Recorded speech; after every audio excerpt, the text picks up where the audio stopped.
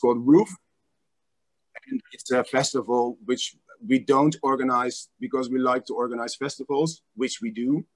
But we organize it to tell the story about a greener and a more sustainable city, where we use the rooftops much more often and in many ways, as there's a lot of rooftops in Amsterdam, but apparently in many cities that are way overlooked and not used. There's in Amsterdam 2% of the rooftops that have a destination, and the rest is nothing. So this is what we want to address, and we address that by organizing a festival. So every year we have a festival for the last 5 years, and we want to raise awareness about this topic. And to raise awareness, we raise awareness by taking people up those roofs and show them what the possibilities are once we're on the rooftops. So that's one of the projects that we're doing. If you want to look more into Frэнk Li, then of course you can look at my website. It's frankly.nl. And I'm going to talk a little more about Frэнk Li later on today in the discussion at I think 4 or 6 o'clock your time. So welcome to be there as well. So yes. This is Jesse. Yes, my name is Jesse. I'm the founder of We the City. That's a creative agency dedicated to collective urban change. And I do a lot of different projects that all have to do with getting people together, creating connections within an urban realm. So one of the projects that we initiated is called Benches Collective. It's a way to empower people to make the sidewalk, the stoep, to turn it into a sort of shared living space, shared living room, by letting them know that it's really easy to put a bench out, a plant out, and organize something and invite your neighbors. So, and therefore, there are more and more places in the city where people can get together on a very small basis and on a very humane in a very humane way, interacting more with the people that just live next door. So we initiated it 5 years ago, and there are like 35,000 people joining in 24 different countries. So it very much took off, but it's still very small scale. So it's very much based on the idea of staying really close to what people themselves would really like. So everybody likes to connect with their neighbors, and it's very important to feel safe, to feel at home, to feel to have a feeling of belonging. So what we always tell is we want to give people a feeling of being at home before you enter your own house. So already when you enter your own street, that you already feel acquainted with the people that are there, and so we make it as easy as possible to turn your bench, to turn your little cafe for a day into a successful cafe for a day. So we present the whole thing as the biggest open air cafe in the world, consisting of all these different benches that pop up everywhere, and everybody can join and doing their own thing. Yeah. So these are the type of things that we do with We the City. And those benches are always outside, right? So the idea is that it's so always in your garden or in the front of your door. So it's a private bench that you put in a public space. And it can be used by everybody. So we always have we have a video, a poster generator, cards. We have a bicycle with musical bands that visit all these benches. We have girls that give compliments. We have all these different activities and all these different things that we organize to make it as easy and enjoyable as possible for those who actually create an extra space where people can meet up in the city. All right. So as Jesse just mentioned, those are two of the projects that we're involved in. There's a lot more. You can also find on Jesse's website, WeTheCity.nl, and on frankly.nl, more projects that we're involved in. But one of the projects that we've been involved in for the last 7 years is the Ceuvel. And the Ceuvel is the place where we're at right now. So as I just mentioned, we are here in the restaurant. And I think it would be great to show you guys around. So we're going to put on our jackets. And then we'll take you outside and we'll take you through the cafe first. Of course, the cafe, as you can see, unfortunately, is almost empty. This, of course, has everything to do with the Corona situation. But the entrepreneurs that are in the cafe, they, of course, also thought of an alternative. So they turned it into a little supermarket. Now, in this little supermarket, you can buy a lot of products. What's that? Sorry? У нас выглядит, я не понимаю, у нас звук. Была шутка про то, что мы вас не понимаем, когда он есть, но на самом деле нет. Okay, we're happy that we can do that. So we'll take you guys. 1 second, we'll just put on a jacket. Still here.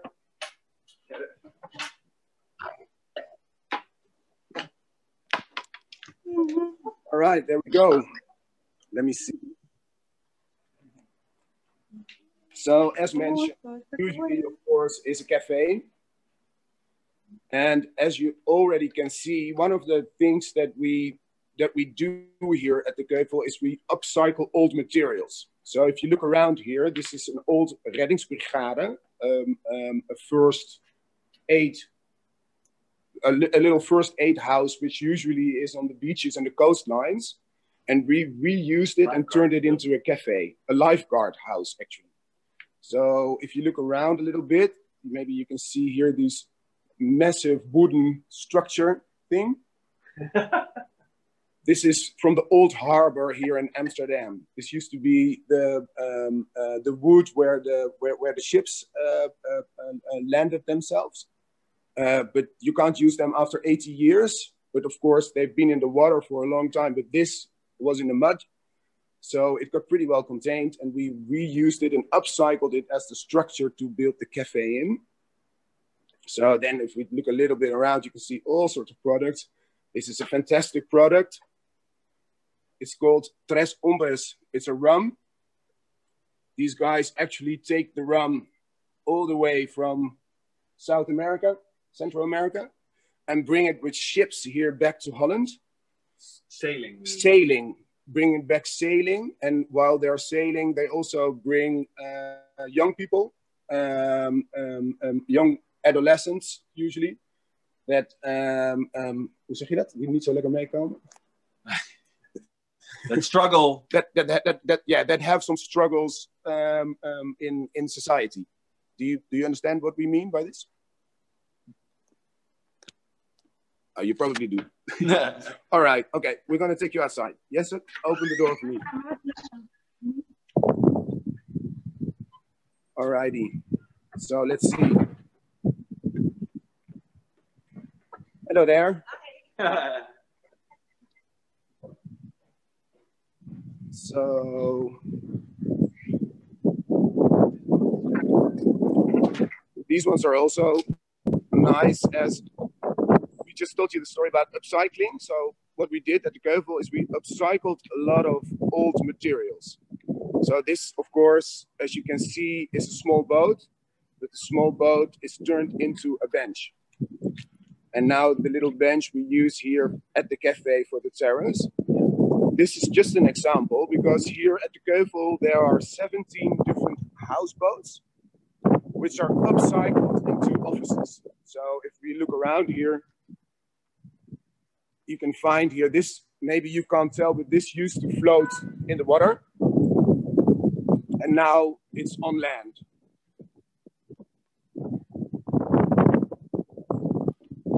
So where we are right now, maybe you can't tell, but where we are right now used to be a ship wharf. It used to be a ship wharf till 2000. So till 20 years ago, this was a ship wharf.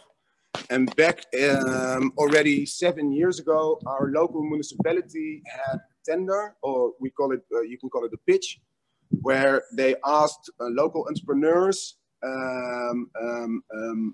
in a sort of a challenge to come up with an idea to develop this piece of land, which was heavily polluted, for 10 years' time. And what actually happened is that three different companies, Delva, landscape architecture, and Space and Matter, which are architectures, and Metabolic, which is a sustainability company, advice company. They came up with the idea to use the land, but because there were a lot of problems, as the soil was heavily polluted because it used to be a shipwharf, so they came up with the idea to put the old houseboats on the land. There are a lot of houseboats in Amsterdam, something you might not know, but in our canals there are a lot of houseboats where people live. But a lot of people don't buy those houseboats because of the boat, but because of the plot, the water plot. So when they change the boat into another boat where they're going to live on, then the boat gets useless. And in this way, we had the opportunity to buy those 17 boats for virtually nothing. So some boats were 50 euros, other boats were 100 or 500 euros, but virtually nothing, because the boats, they get worthless once they're not at the plot where they were before. Is that understandable? Yeah. Okay. Great. Thank you. So actually, the challenge they took up is because the soil, which is heavily polluted, that we were not able to dig into the land, into the soil. So the boats, they had the ability to just stand on the ground, so you don't have to dig into the ground to fasten it. And there are quite many other things that we used as a solution for this problem. As you can see, there's sort of a jetty. We'll take you a little bit further into the Ceuvel. And we take you over. It's a little bit messy here, but the boats are interconnected by this wooden jetty where we walk upon right now. And this also is a part of the solution. As we were not able to dig into the ground, we had to think of something to connect the boats, because of course we've got running water and internet wires and other things that we needed to put somewhere, but we couldn't put it in the ground. So that's why it's all here under the jetty. And in all the boats, we don't have normal toilets because we don't have a sewage system, but we put everything that comes out of the toilet here. To the tumbler. So this is a tumbler, and this is where we make new compost. And that compost is of course used also at the soil here, which is in the summer really, really green, but unfortunately we're not in the summer right now. So it looks a little bit different, but still you can see that in a heavily polluted situation, there's a lot of green going on. So this has got the characteristics of an old boat. So you can see it used to be an arch, but now, as I told before, we put it on land.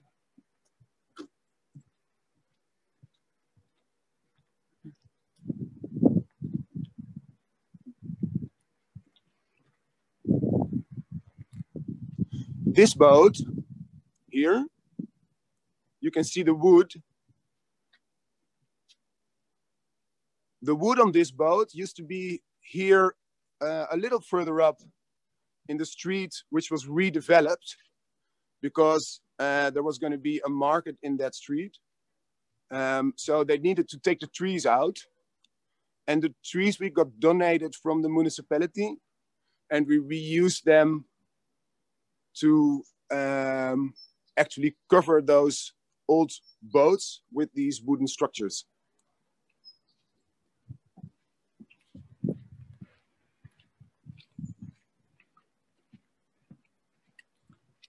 So even this little house was floating.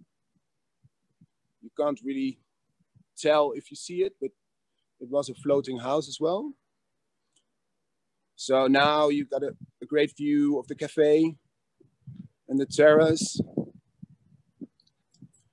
So this, you can see this was an old ship wharf where the ships used to go into the water to have them repaired. And this ship wharf actually polluted this whole area back in like 100 years ago. So because the soil is polluted, we also did something else. And it's called, it's a difficult word, but it's called phytoremediation. And it actually means that we're experimenting with all the green that we see here next to the jetty. Phytoremediation is a complex word for trying to get all the irons and the heavily polluted ground, to get the irons out of that soil. And we use the plants to do this. And we work together with the University of Gand to actually to turn it into a scientific approach.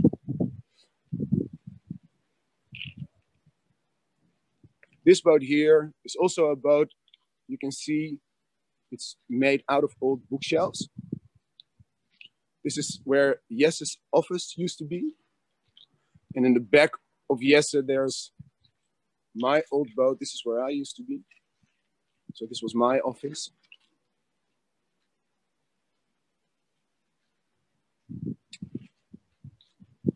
And also because we were not able to dig into the ground, we had to think, of course, of a solution also, because we do have the compost toilets, but we also have our little kitchens. So the water goes directly back into the ground, but we built those components to clean the water until it's clean enough to put back into our soil. So every boat has its own cleaner.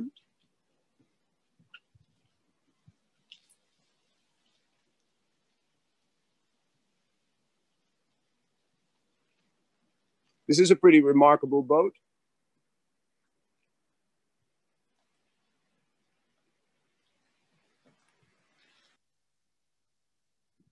It looks a little bit like the Ark of Noah, doesn't it? With the stone building on top of the arch.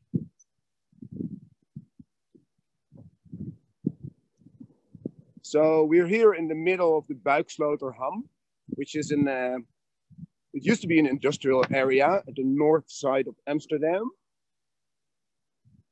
but now it's turning into an urban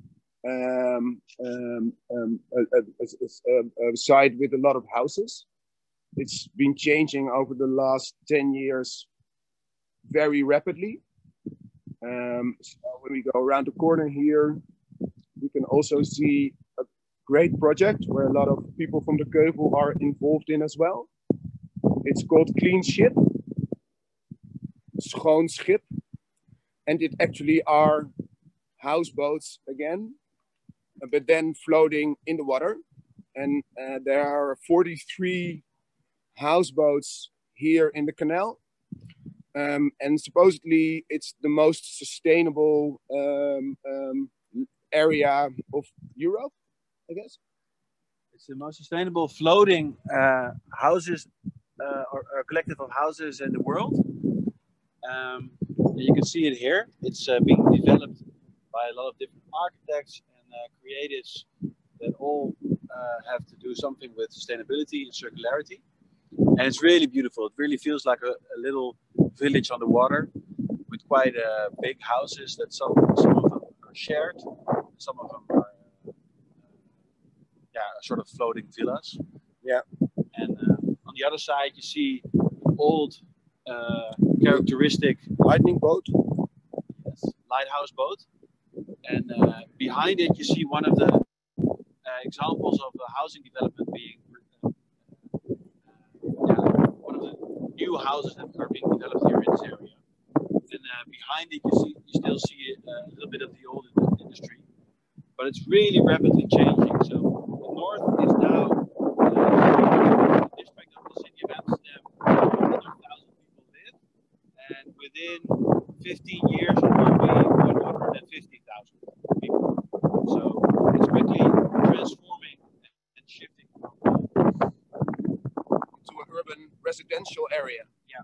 From an industrial area to a residential area. So here, let's see if we can get a little bit out of the wind to make ourselves a little bit more understandable. So here there's Asielflotant. It's also part of the cooperation, the Ceuvel, because we are a corporation.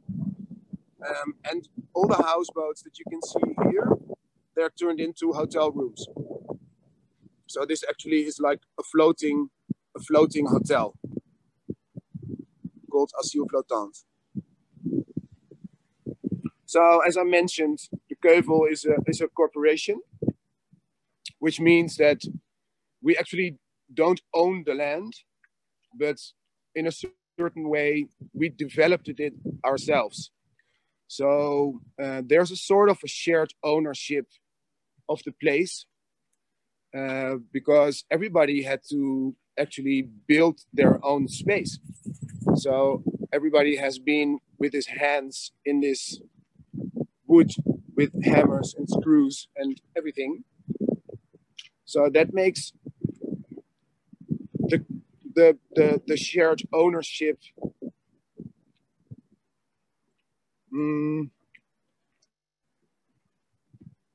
that creates a form of shared ownership. That creates a form of shared ownership. That's correct.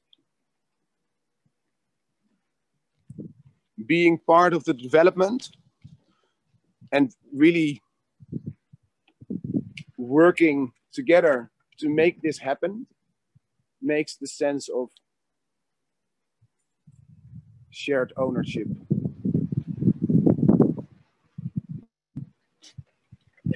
Let me see, we're going into this.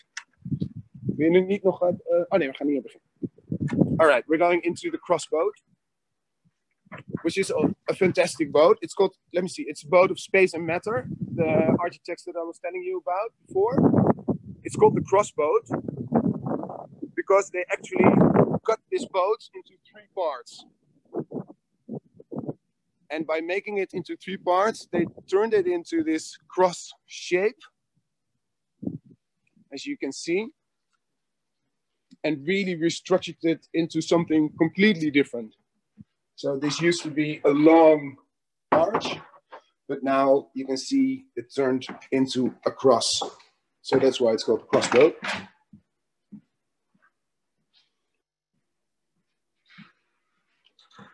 So I'll show you around a little bit so you know where we are.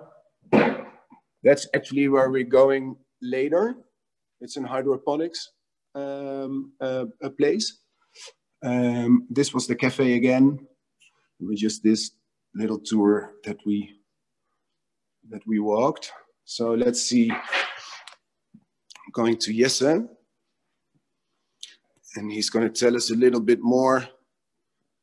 We're going to go in depth on a certain topic. The first topic we're going to in terms of community building, one of the things that we experienced at the Ceuvel is that building together is very important. So let's take a step back into time. 7 or 8 years ago, the local government, as explained by Remko, gave an opportunity to use this plot of land, heavily polluted, to be used for a period of 10 years. And there was nothing. So there was no money involved. There was no ideas from the local government themselves. There was just a plot of land, heavily polluted. And there was a period of time, 10 years. And it was like open for everybody to come up with ideas. So the idea that was generated then by a few parties that were mentioned before was to have a sort of working environment with sustainable houseboats that were all transformed by ourselves. So we, as the people that are using all these different boats, we were also asked to put in a lot of time and to transform all these houseboats into sustainable working environments. And we did that together.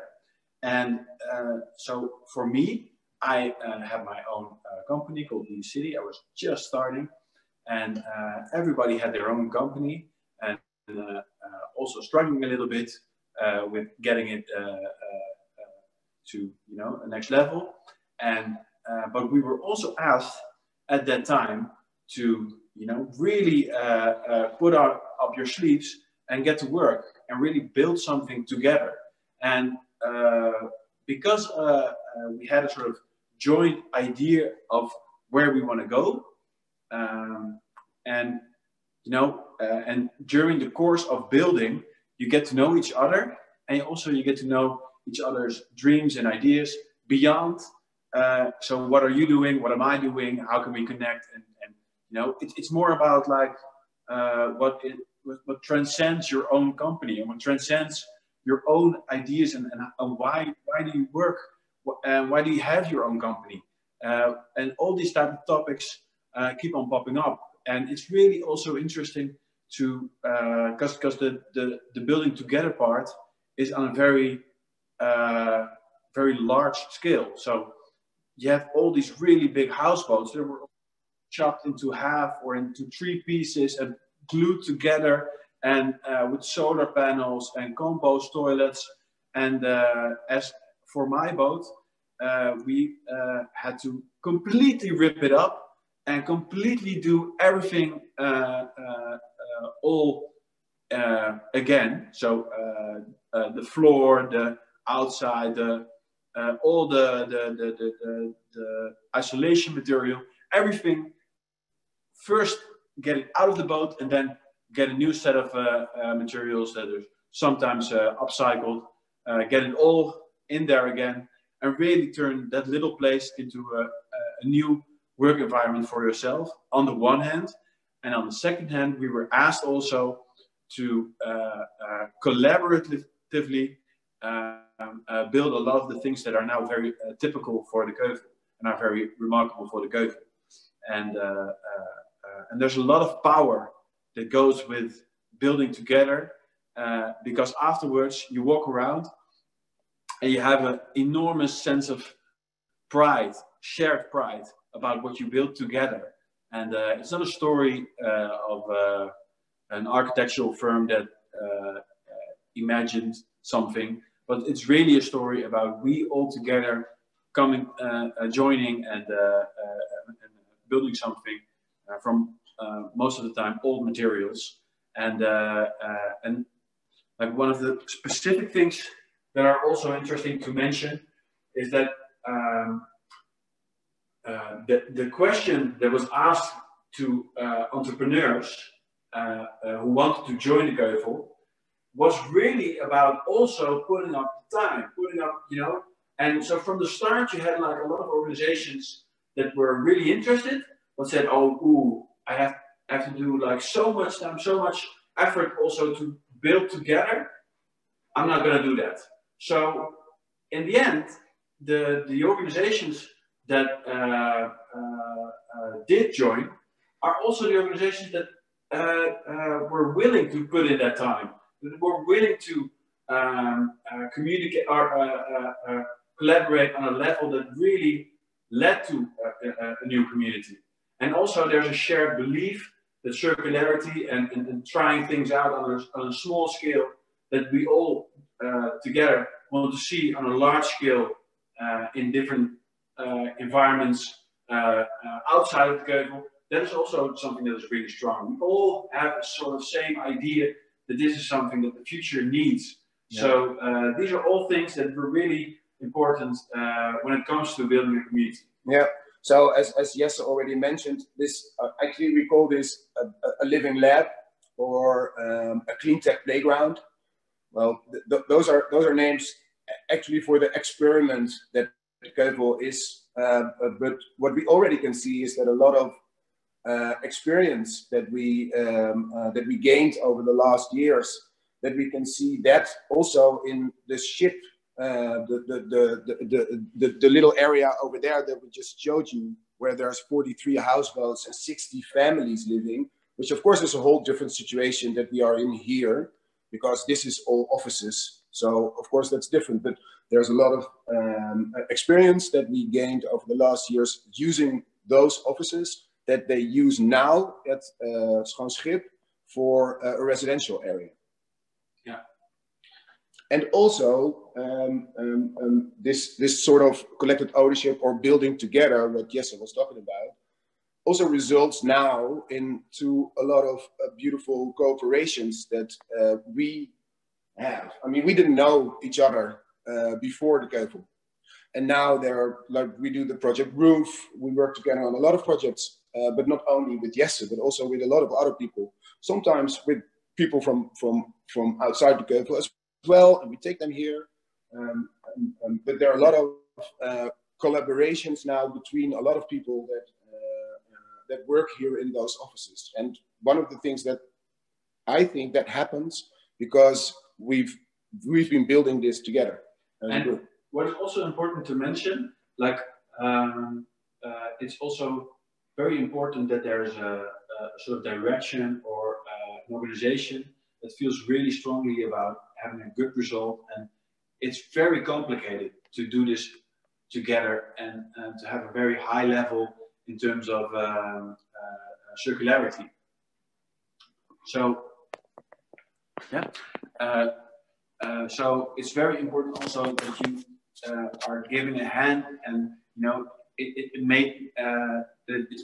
made easy for everybody to join in and to still have a high level of circularity, because you don't see it from the outside, because these are all these still look like sort of old boats and redone a little bit. Some look more beautiful than the other, but on the inside everything works, and that's already quite an achievement. And the importance of having a sort of shared collective process where it's easy to come to a good result that's also really important, and not to be underestimated. Like that part is also really really important, because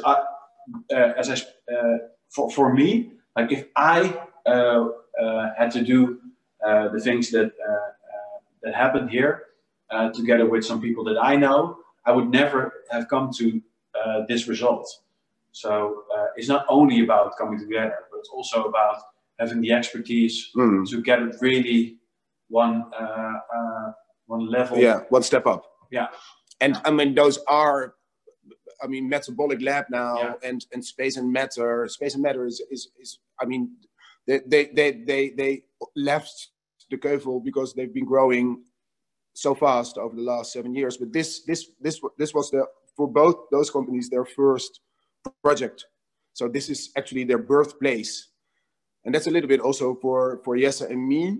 We left the Ceuvel already about half a year ago, because also for us, we're taking our companies and our lives into a next step. So that's also what you see, you know, it's also a birthplace of a lot of companies. Yeah. So all the trees that we were planting here grow, but also the companies are growing, and sometimes there's not enough space anymore. So we leave, but we still have a very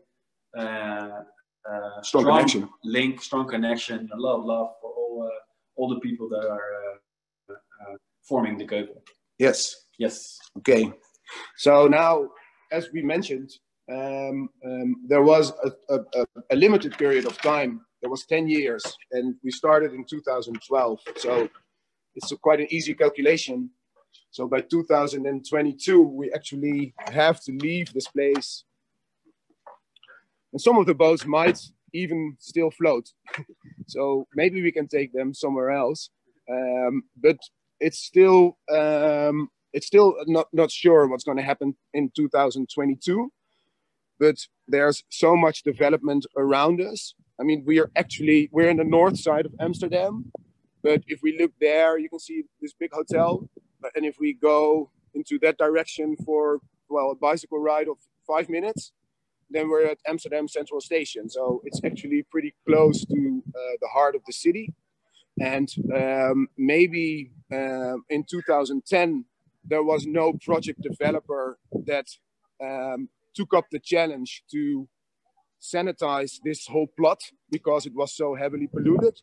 But by now, the economical situation, of course, is way different.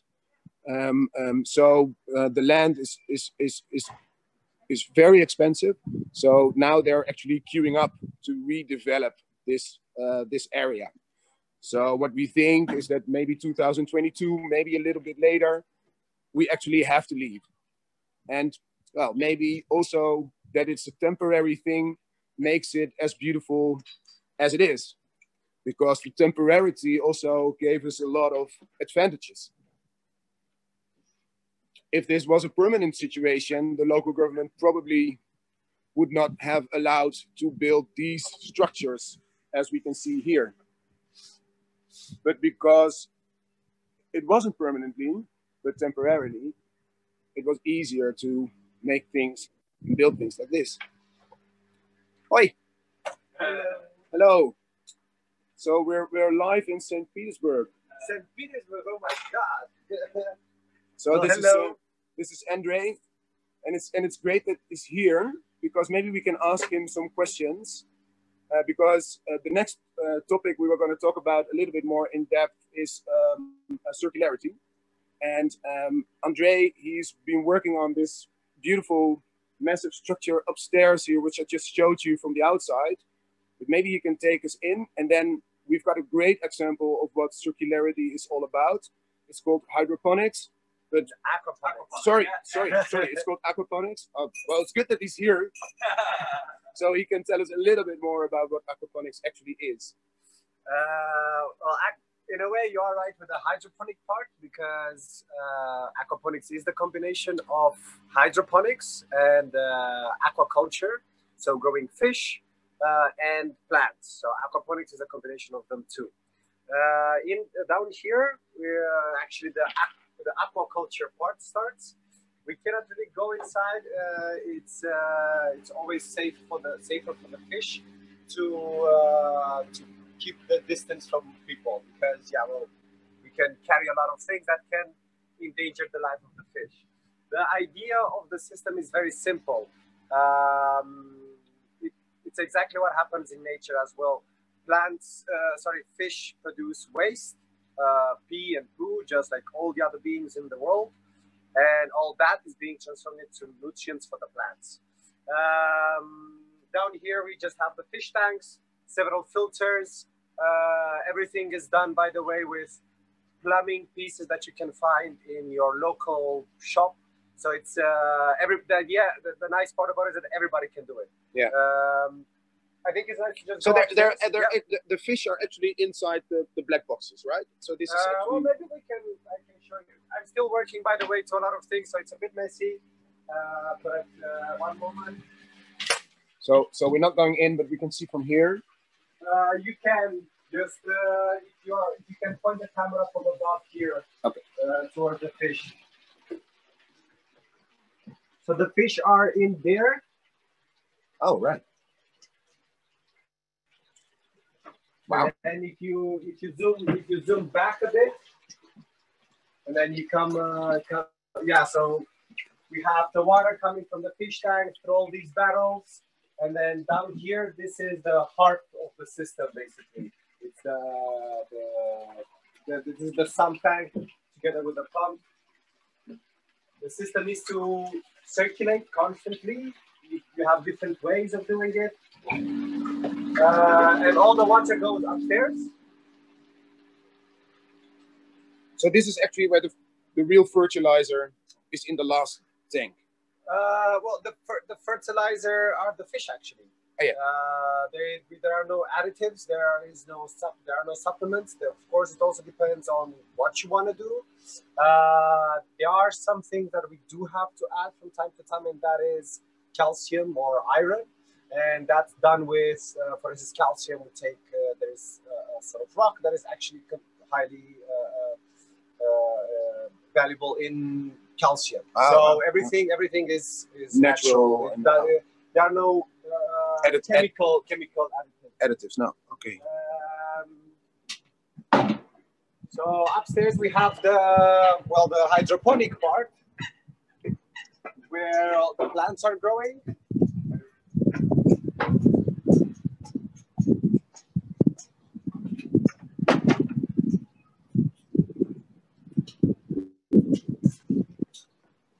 Thank you.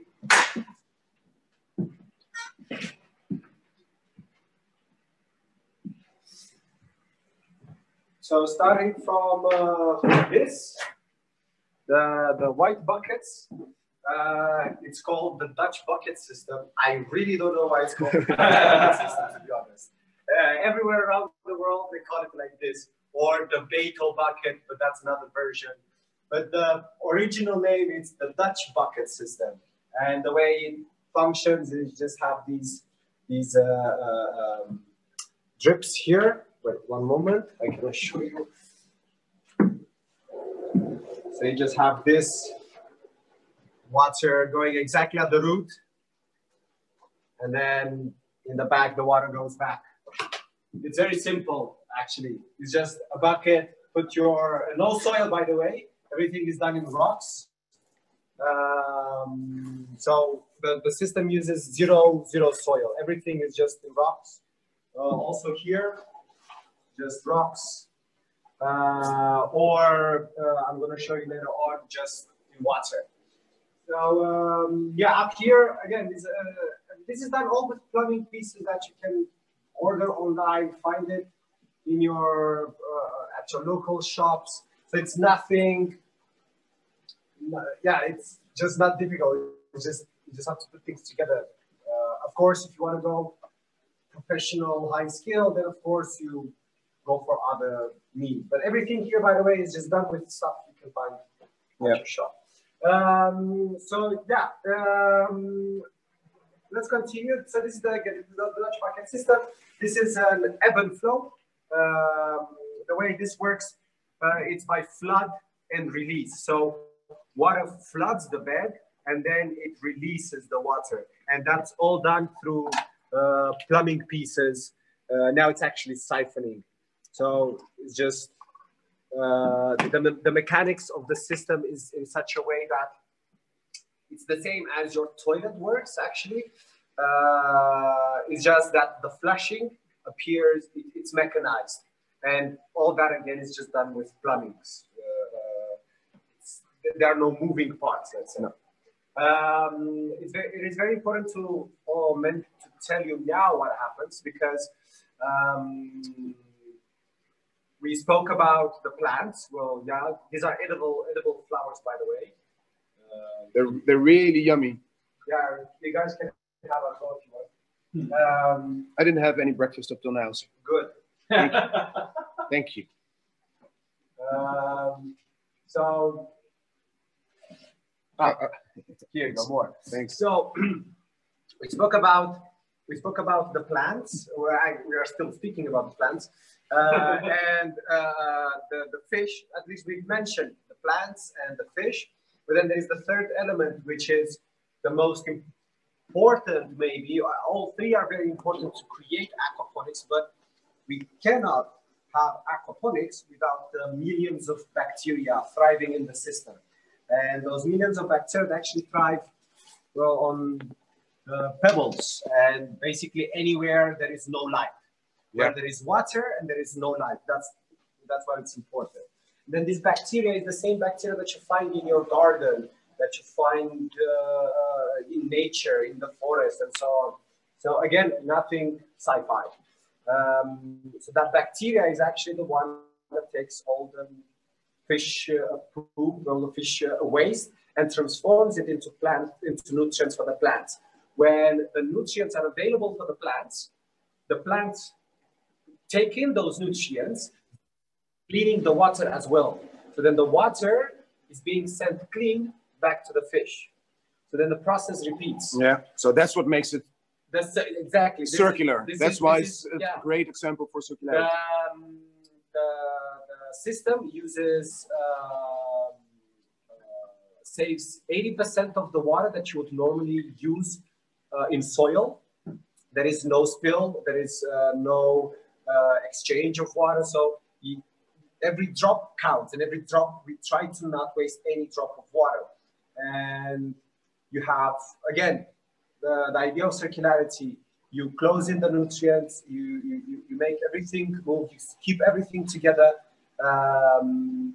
and you create this balance between these three elements of nature: fish, plants, and bacteria. And like this, you can grow, well, two very important parts of the human human health. You're creating food in terms of plants and in terms of fish. In terms of selection, people have been doing all sorts of experiments, and you can grow almost anything in aquaponics, including bananas and avocados and trees and all sorts of leafy greens, cactuses if you want.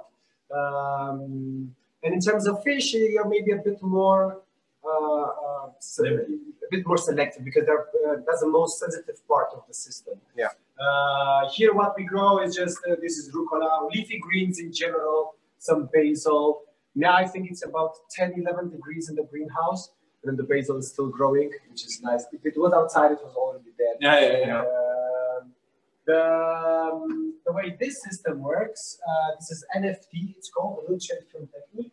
And then what we have down here, what we have in here is a film of water, it's a stream of water. And then the plant, they grow inside. So in this one, there are no rocks, there is no soil. It's just water, a stream of water in the pipe, and then the plants grow in the pipe, basically. And wow. And then again, all this goes back to directly to the fish. So that makes the system circular. Yeah, it's so you can put it on a timer, you can make it continuous, but again, the idea is that you have this balance between the fish and the plants, and then like this, the benefits of it, besides growing two important elements of our food, you're also saving up space. You can do this in cities closer to people that wants to eat fresh food. On a rooftop. Pesticides, no pesticides, no chemicals used. This is permaculture in an urban setting, let's say. Yeah. Fantastic. Thank you so much, Andre, for guiding us through this sometimes maybe a little bit complex, but not so complex material. It's everything. Absolutely everything. Making a door can be complex. Everything in life is complex. But you make it look so easy by using just the normal materials. This is how. Personally for me, this is the beauty of it. That anybody can do it, and then you can do it almost anywhere. And that same story goes actually for the rest of the keuken as well, right? So having a compost toilet or making a heating system. This is something that was really a do-it-yourself. Пока вы не ушли оттуда, ребят, пока вы не ушли, тут спрашивают в чате, а что за виды рыб? Okay.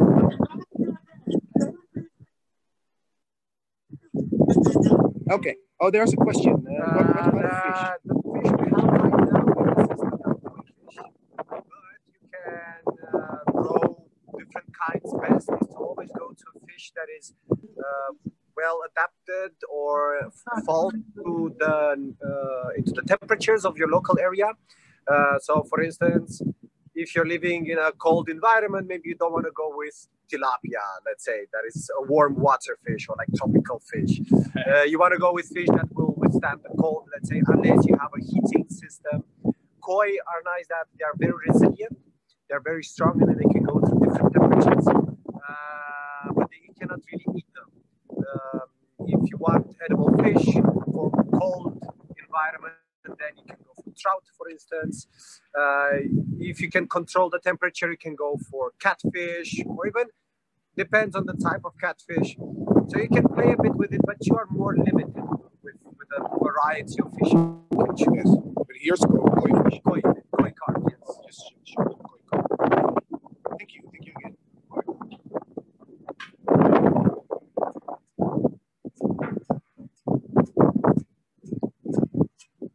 So as said before, circularity, the living lab, sustainability as the heart and the soul of the Ceuvel. Now we're going into the metabolic lab. Thank you again, Andre. Bye-bye. Everybody in St. Petersburg. Thank you. So this is another beautiful space. It's still the front office of our friends from Metabolic, one of the initiators of this place. And here we're going to dive a little deeper into another topic. And Jesse is going to tell us more. Yes. So in terms, yeah. All right. All right. So in terms of community building,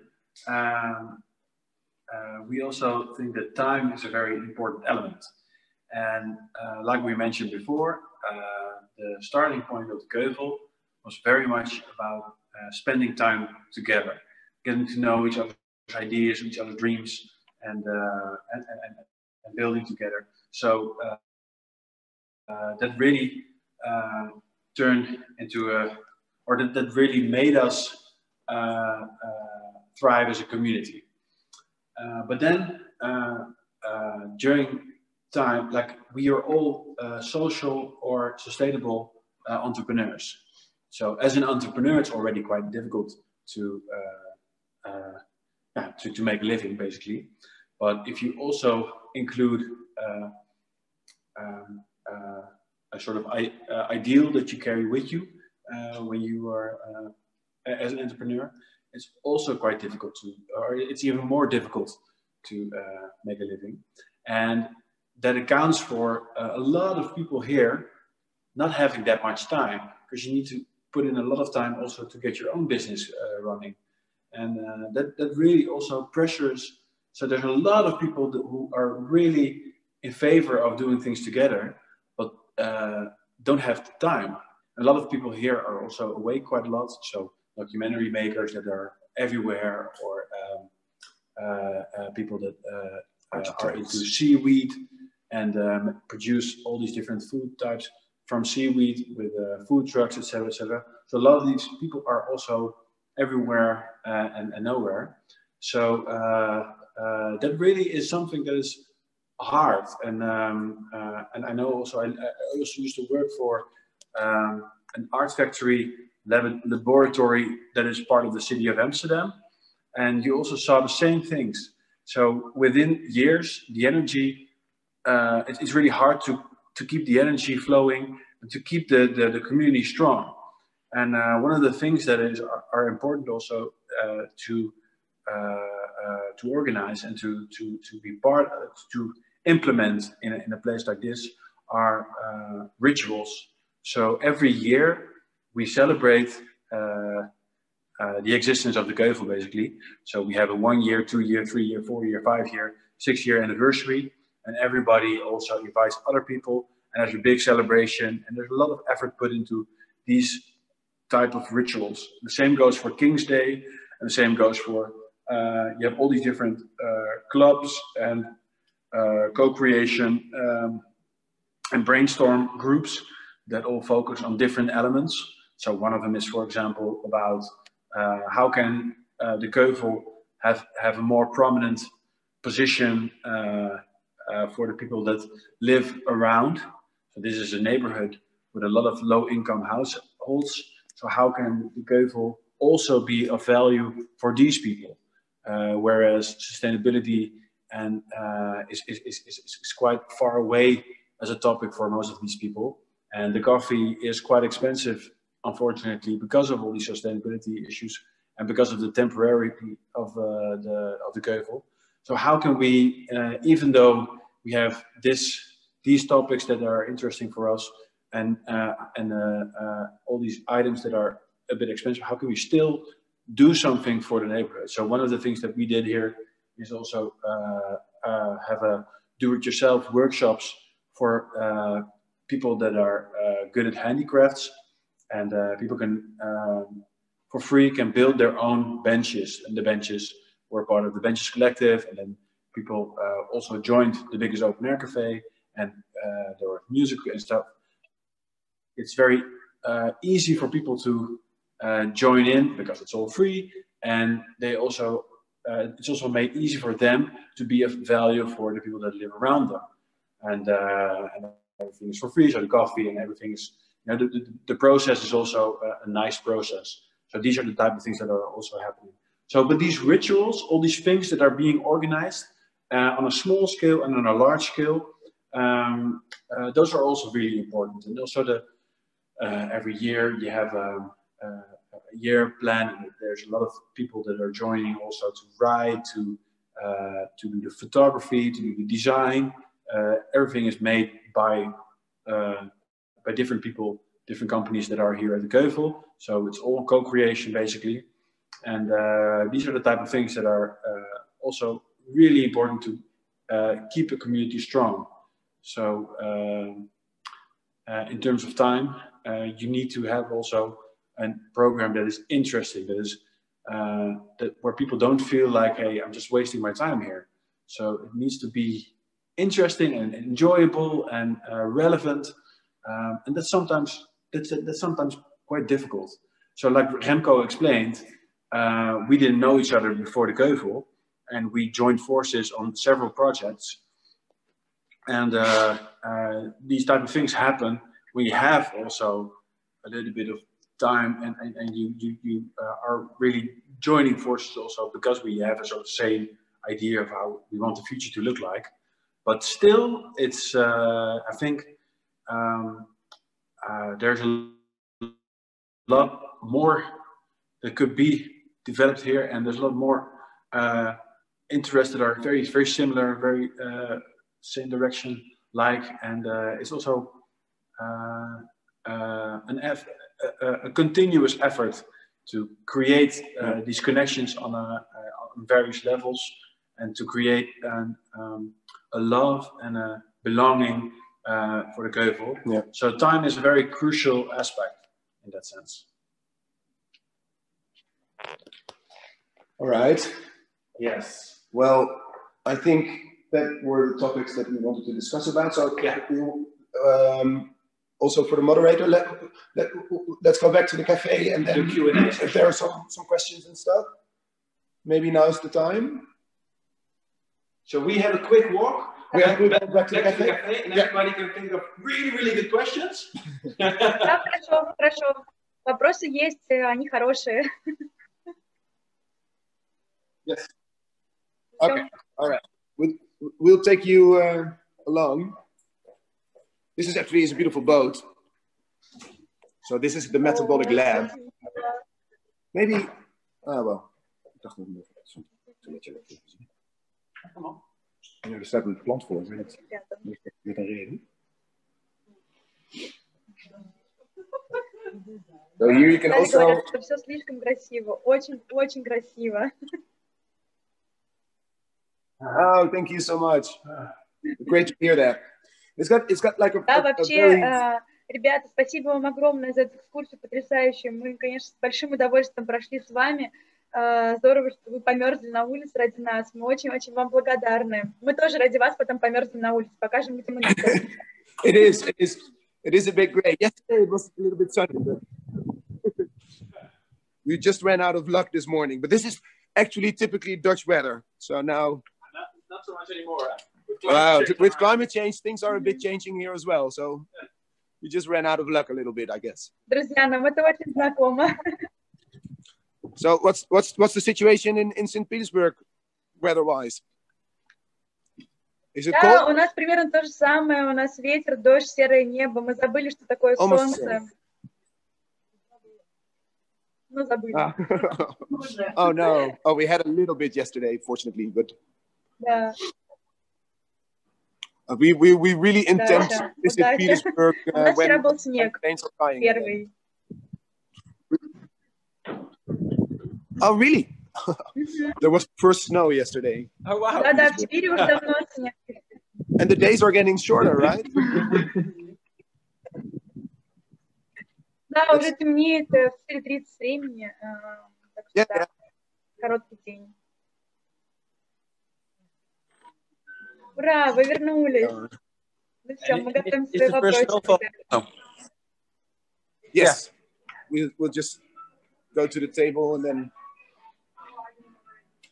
we can continue. Okay. Хорошо, я тогда обращусь.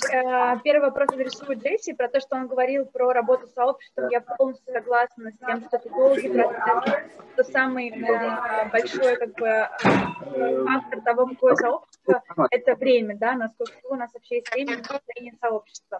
Но есть вопрос про, например, такие уязвимые группы населения, горожан, как бездомные или трудовые мигранты.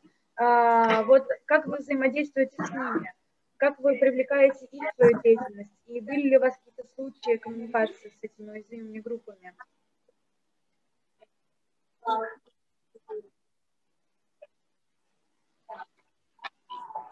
Yes.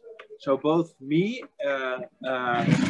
as we the city, as also the Ceuvel. So during Corona, at the Ceuvel, the place was transformed as a temporary place for Shelter. Yeah, a shelter place for Immigrants. Yeah, for refugees. And in the Netherlands, there's a thing called you have a sort of status. Yeah, that is it. Status. So people that still don't know if they can stay in the Netherlands, they just drift around, and the legal options tend to wear out. But especially these people are very vulnerable, and for these people, the Ceuvel organized shelter, a place where they could stay during the night, but also with a strong program during the day, where they learned more skills, and also with legal assistance. And legal assistance not so much about really about the truth. So a lot of organizations are doing everything they can to keep migrants in the Netherlands, but here it's very much about, okay, we got to face the truth, and first you have to build up trust. So not be the lawyer that is immediately telling you these are the options, but really build a basis of trust, and through that trust and a strong connection that you make, have the story of these people like, okay, this is the situation in the Netherlands for you. The chances of you being able to stay over here are very, very, very limited. So what are other options? Yeah. Can you go to Italy, the first country that you entered Europe in? And what are the chances over there? And also doing the effort here from the legal perspective of getting into contact with Italy, with legal assistance in Italy. And if that's not a possibility, also be transparent and honest about if that's not an option or a very limited chance of being an option. Then you have to sort of come to a sense of realization and that you need to go back, because you can fight the system till a certain point, and these are regulations that are so it's a bit frustrating because so there's almost only so much you can do. So this is what happened at the Ceuvel, and there's another project. I don't know, like, I think it's better to do other questions as well, but I can go more into detail about it in the afternoon or in the evening. I could tell them a little bit more about another project. Здорово, спасибо. Можете тоже рассказать, как вы поддерживаете коммуникацию с сообществом, да, какие каналы коммуникации вы используете с ними? У вас есть какая-то группа в Фейсбуке? В общем, как вы напоминаете людям о вашем существовании? Как это работает внутри с местными жителями? Wow, those are the obvious channels of communication you just mentioned. So, of course, there is a website, and of course, there is a newsletter every now and then. And then, of course, all the socials are here as well. So we do have a Facebook account and Instagram. But first and foremost, I think for the Ceuvel itself, people tend to visit the place and combine and enjoy the service. So therefore, our cafe restaurant has a really important role in this community. Without the cafe and the restaurant, people would probably have never heard. Ребята, привет! Спасибо вам большое за экскурсию. У меня такой вопрос. Вы как сообщество, вы, когда принимаете решение, у вас есть какая-то процедура, если нужно принять какое-то сложное решение? Или, например, если у вас есть какой-то конфликт, или, может быть, вам нужно договориться, да, о чем-то сложном, то есть как это происходит? Может быть, вы на что-то опираетесь, на какие-то принципы или ценности, и как это все выглядит? Well, we are a cooperation, so that means there is a board. I was a chairman for a while, so back in those days, we came as a group together on a monthly basis. I mean, we're not that big of a group. There are 17 boats, so I think it's about 40 to 50 people involved in the community. So we had a monthly moment where people could join the meeting, and actually this was the way that it worked back then. I don't know exactly how it works now, but this is how we did it. So, but now, I mean, there's still a board, there's still a chairman, and there are still meetups every now and then where all the members can join, and where we have discussions, and also think of the future and what's going to happen after 2022 when the Ceuvel is supposed to leave here. Yeah, and to get back to the original question, like from my own company's perspective, we never work alone. We never invite people only by We the City, but always with ambassadors. We always team up with different parties because it's not important if we feel that there's a certain ambition or energy or a problem to be solved in a certain area. It's only important if there's another initiator or company or whatever that also feels strongly about this case. It's also a first step towards checking if something is a good idea, because we work in different places, and in these different places it's always good to have as a starting point a certain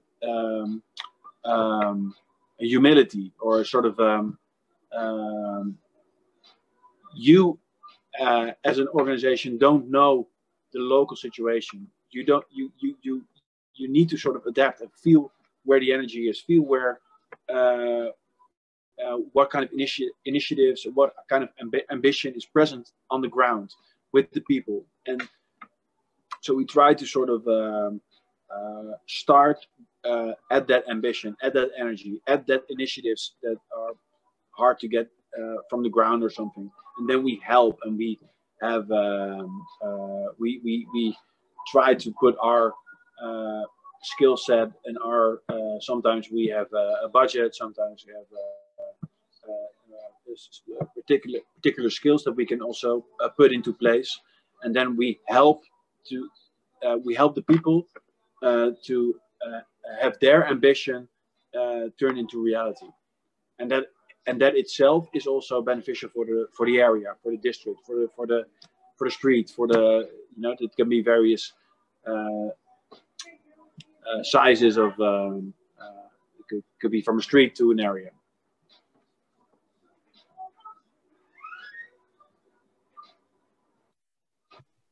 Спасибо большое. Есть еще вопрос из чата уже про то, как вы справляетесь с профессиональным выгоранием, потому что очень сложно взаимодействовать с людьми, да, в социальный сектор это тоже определенная нагрузка. В общем, есть ли у вас какая-то профилактика профессионального выгорания или как это у вас работает? Well, that's a very good question. Now, to be honest, like I can tell you two things about it. One of the things is that surrounding yourself by a green environment and making it really easy to have a stroll. And if the sun is out, you immediately go out and have a lunch with people, etc., etc. That works. And second, like there's a thing called Bread Foundation. And if people Bread Fund. Yeah, Bread Fund. And it's a sort of situation. It's a grassrooted insurance. Insurance system. So when you have a burnout, the people that are part of that Bread Fund, they help you out with giving a little amount of money every month.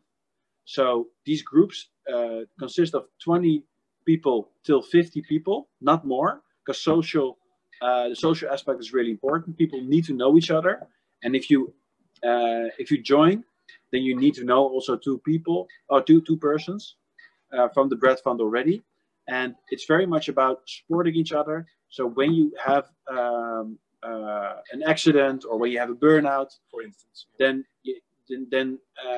the group can help you out with a monthly allowance that you decide beforehand that can help you out for a period of a maximum of 2 years.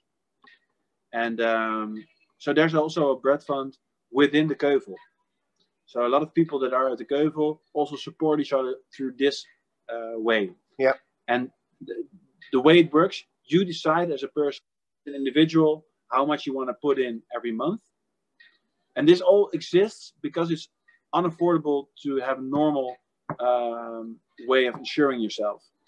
For a burnout or breaking a leg or it's very expensive. Any health issue. Yeah, so it's very expensive. So this is something that came up because a lot of people are working as self-employed people or having a small company and not having insurance. So within this context, within the situation, this grassrooted idea really took off. So there's a lot of different bread funds nowadays. So in Amsterdam alone, I think around 40 or 50 bread funds consisting of 20 to 50 people. And in the Netherlands, I think 500 or something. Yeah, but surrounding yourself, the first point, surrounding yourself by a lot of green and making your workspace not only a workspace, but also sort of, well, not a hobby, but well, something where you feel somewhere where you feel very comfortable. So it doesn't feel like work. That really works. I mean, here, especially in summertime, it's almost like you're going to vacation, but then you go to work. Sometimes that's also complicated. Mm-hmm. But you get distracted pretty easily. There's a lot of people swimming here as well. It's, of course, we're here at the shoreline, so people are sunbathing and swimming and drinking beer, and then you have to go to your office. So that's sometimes also a little bit pressure. But I mean, it helps by not getting into this burnout situation, what you just asked for. Yeah, to be honest, like I really think that the Спасибо большое за совет. Да, я тоже считаю, что разные прогулки, физнагрузки, там, танцы очень помогают справляться с выгоранием. Тут еще, ребята, к вам очень много вопросов про то, скиньте, пожалуйста, ссылки на все эти организации помощи, ссылки на ваши сторонние проекты, на ваш сайт проекты. В общем, если вы потом сможете переслать Лере все ссылки на организации, которые вы сегодня упоминали, то будет очень полезно и здорово. Мы сделаем рассылку по участникам сегодняшней встречи. Получится это сделать, да? Yes, of course. Отлично. Тогда есть ли еще вопросы в зале? У меня тогда вопрос про я вернусь к началу, потому что вы рассказали, что резиденты выбирались таким образом, что вы звали команды, которые были готовы принимать участие в развитии пространства, да, то есть кто готов был приложить силы, все становились резидентами. Правильно ли я вас поняла?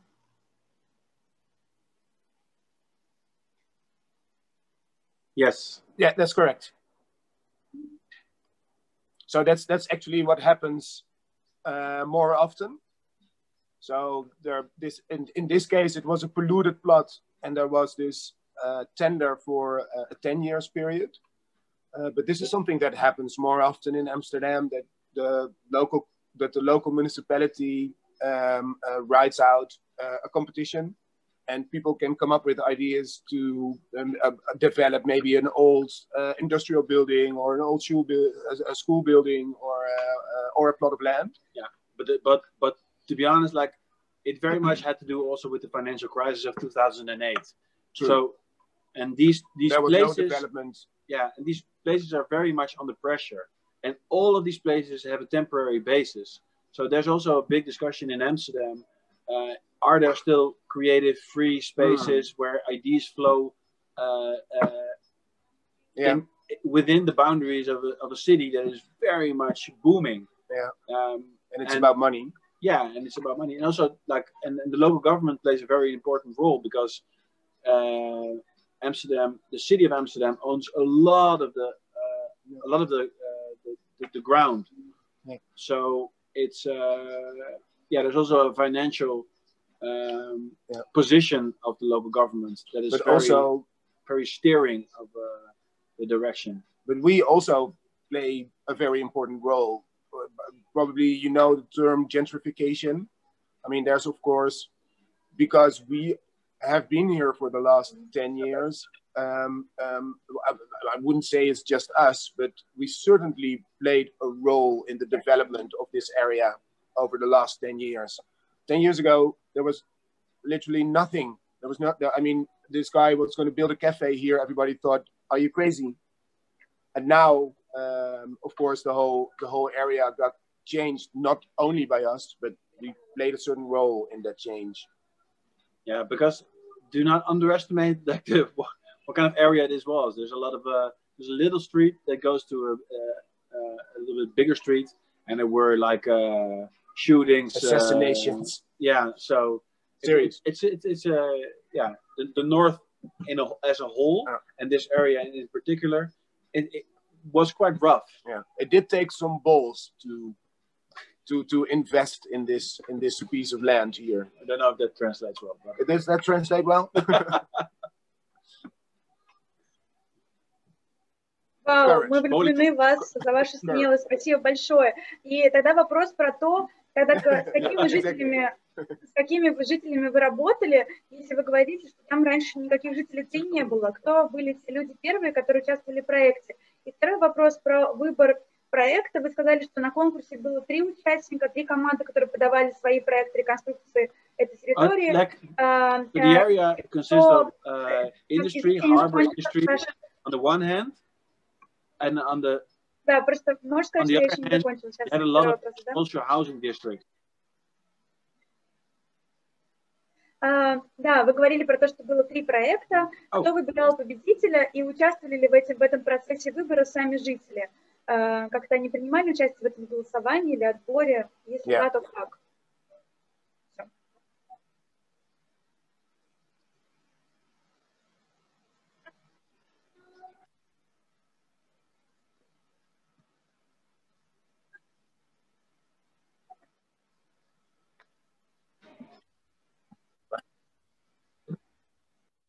No, the local government chose.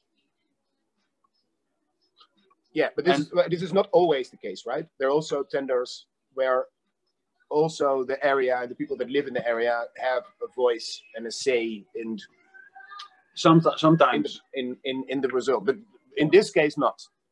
So here at the Ceuvel not.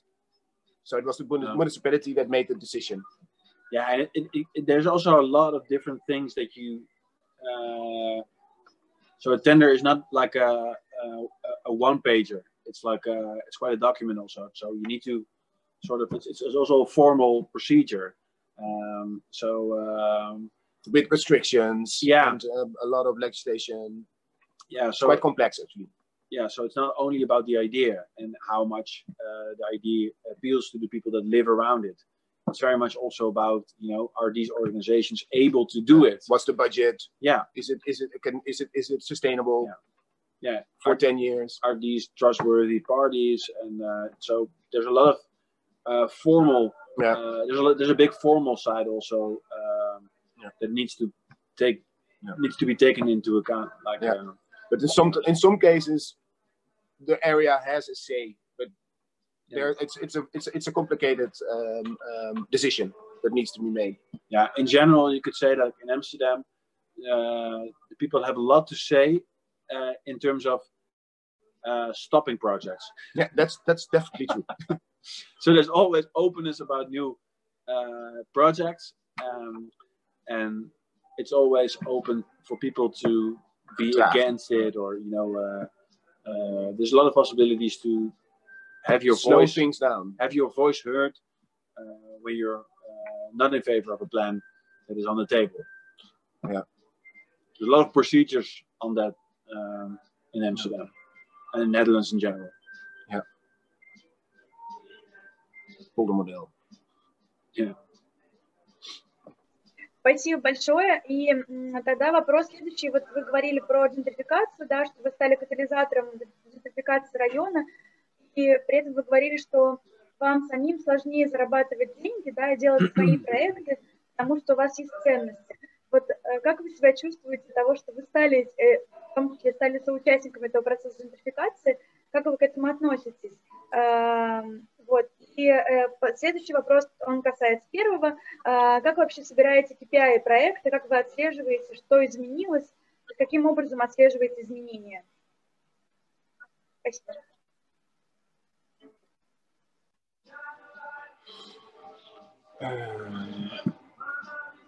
Yeah, these are quite difficult questions, and these are quite difficult answers for us as well.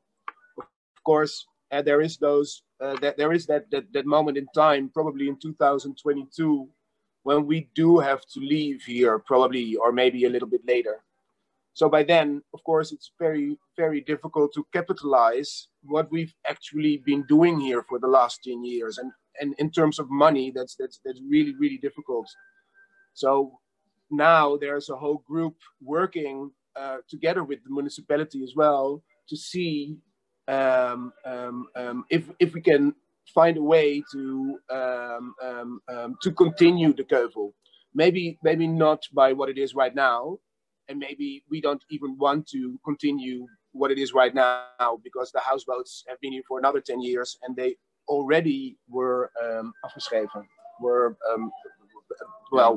old 10 years ago. So maybe there's going to be another physical situation, and maybe not with all the parties that are involved right now. But I'm pretty sure that after 2022, there's going to be a Ceuvel 2.0, and maybe not even in this area, but maybe somewhere else, where there's another injection needed of creativity and gentrification. But to come back to your question, that is very complicated. So also for us, I mean, we know the municipality and especially here in Amsterdam North, they really they are fond of us, and they try to think with us because they see our value. But when it comes down how you capitalize that in terms of money, that's still also here very, very complicated. Yeah.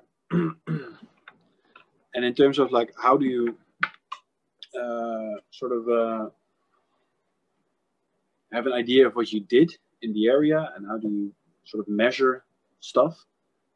That's also quite difficult, and it was not like part of the tender. And like if you have the hard infrastructure and the soft infrastructure, and it's very hard to have good numbers, good ideas of how the soft infrastructure is being developed. So how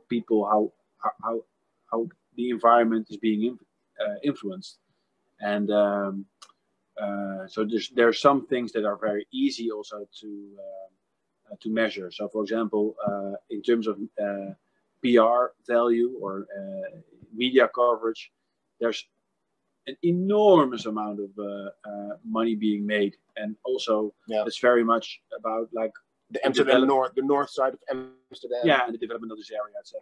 But the good part is it's not only about like getting the camera on the Ceuvel, but also getting the camera on what the Ceuvel stands for.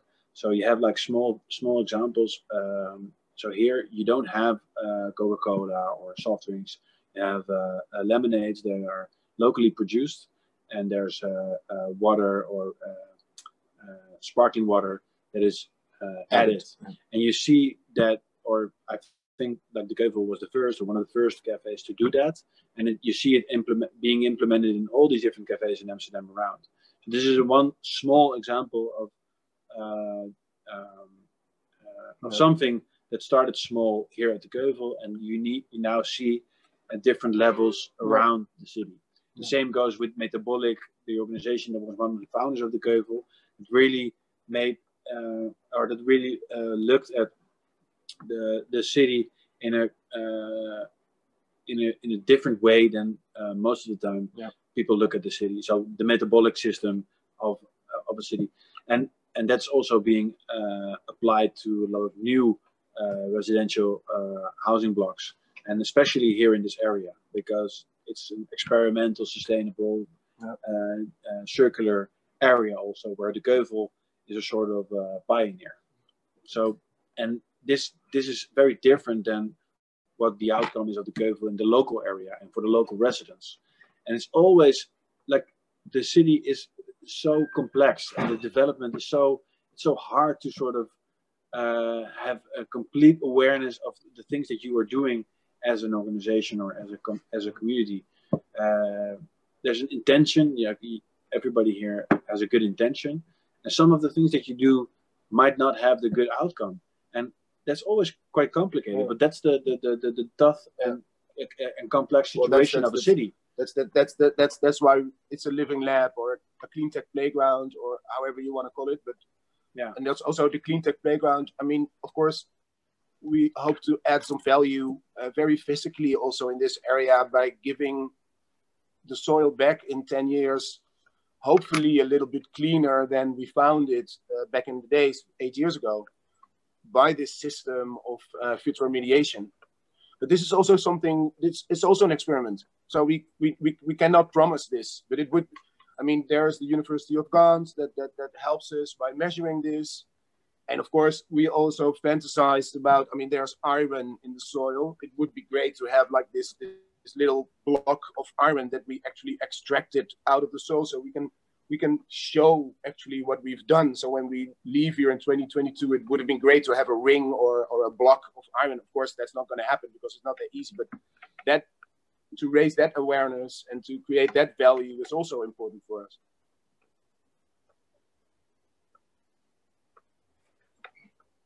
Я тут поддержу ребят и тоже присоединюсь к тому, что есть количественные измерения, есть качественные измерения. Если количественные можно посчитать там стоимость жилья, которая выросла вокруг ДКВЛ, то качественные ребята на самом деле про это очень много сегодня говорили. Ребята рассказывали про то, что появились отношения между людьми, про то, что выросли новые проекты, про то, что как бы завелись даже семьи, возможно, вот. Поэтому, конечно, есть как бы качественные характеристики, которые сложно измеряются, но однако то, что даже ребята здесь сегодня с нами, и то, что мы изучаем их опыт, вдохновляемся их опытом, это тоже то, что получилось, да, это тот результат проекта, который вот даже мы в России, в далекой, где-то далеко от Амстердама, тоже хотим перенять, потому что нас вдохновляют те эксперименты, которые ребята проводят на своей площадке. Поэтому я считаю, что это просто успех. Мне не нравится категория успеха, но однако все ребята вам в чате пишут, что они дико влюблены в вас и благодарны за сегодняшнюю презентацию, зовут вас в гости в Россию делать какой-то воркшоп, ну или просто в гости. Thank you. Okay. Спасибо. Да, и спрашивают, постоянно интересуются, кто вы, все не знакомы с вами еще. Расскажите, может быть, еще немножечко коротко в конце про свои проекты, какие-то ваши сторонние проекты, да, и про то, какое у вас образование, как вы вообще пришли к такой жизни.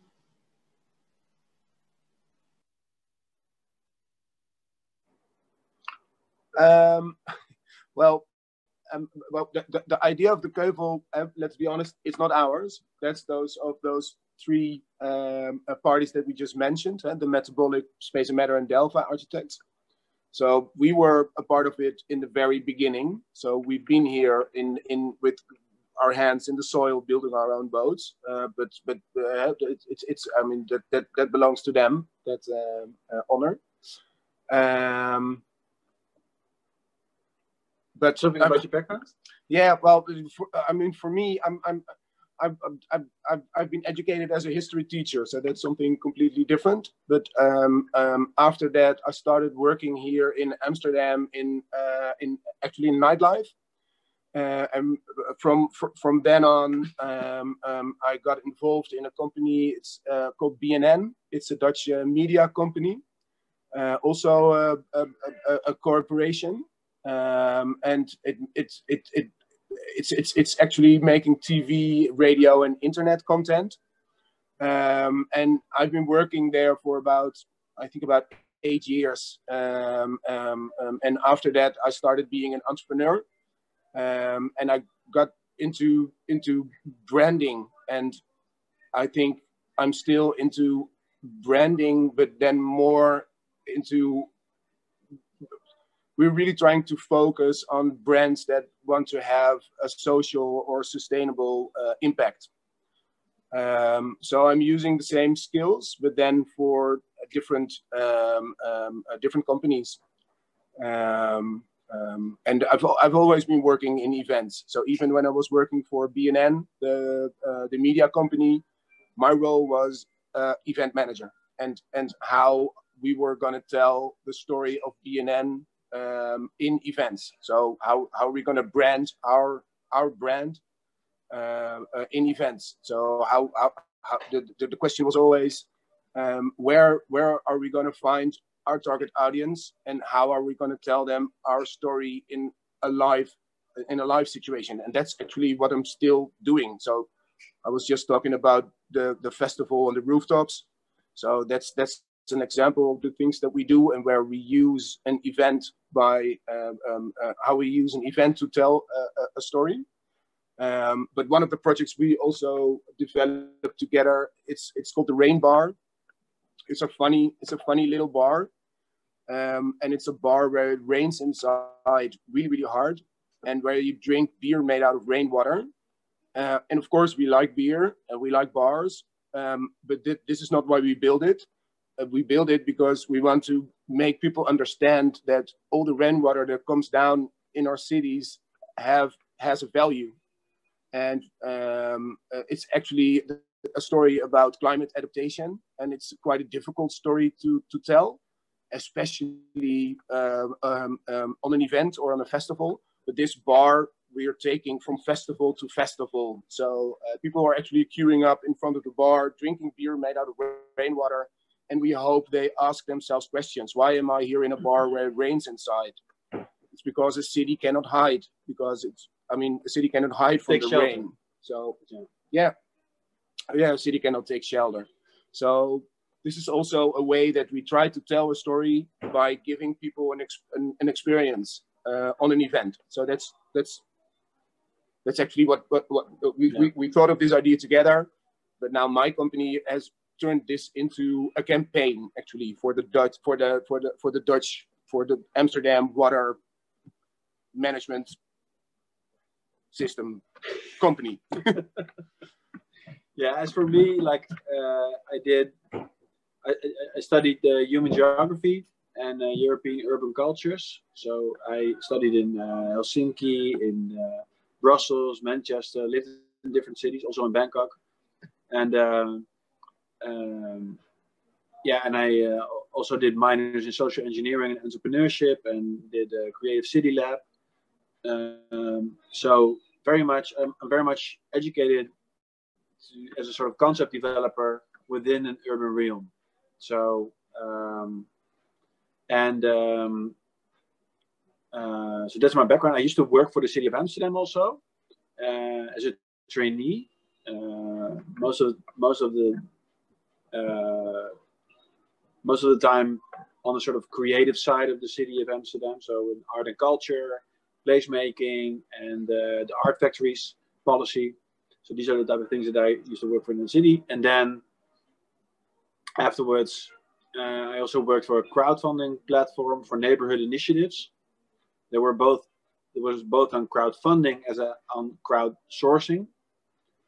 So really making it possible for people that have good ideas for improving their neighborhood, getting a whole group of people around that idea actually execute it, turn it into a reality. And then I always did things on the side. So these were also art projects, and then one of them was quite big and turned into a sort of viable project. And then I started my own company. Like I mentioned before, the initial goal was to show the city as a shared canvas that can be colored by us all together. And and from there on, I did a lot of different projects that started with ideas, and now I also do a lot for local governments that are figuring out how to do placemaking, collective transition of urban areas.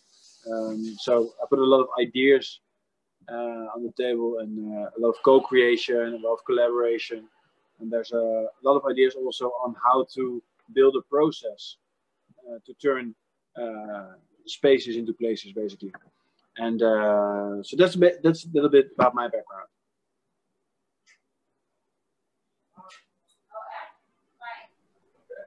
Спасибо вам большое, ребята. Очень классно. Все вас ждут в гости. Поэтому, если у вас будет возможность, то приезжайте, давайте что-то придумаем. Может быть, вам напоследок показать место, где мы сейчас находимся?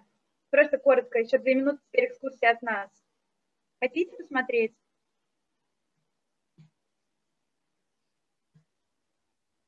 Ой, ребята... Sorry. My telephone ran out of batteries. Ну все, 2 часа прошло. Yes. Can you hear us?